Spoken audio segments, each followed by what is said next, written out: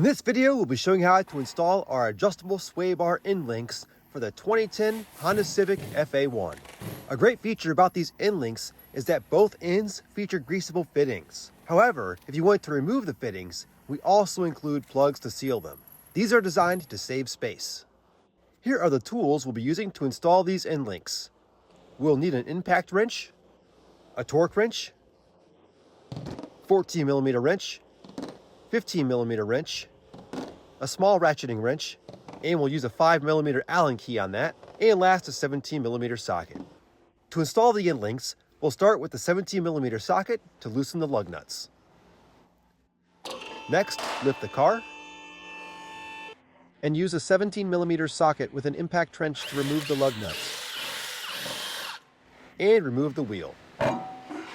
We'll use the 5mm Allen key on the ratcheting wrench along with the 14mm wrench together to loosen the sway bar end link bolts and remove the factory end link.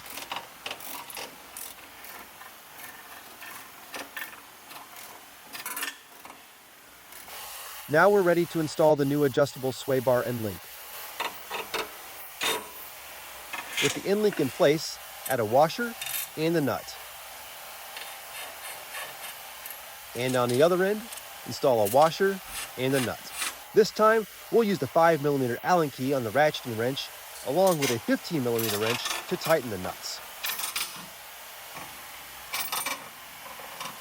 Now we need to use a 15mm socket to torque both sway bar end link mounting nuts to 40 Nm, or 29.5 foot-pounds.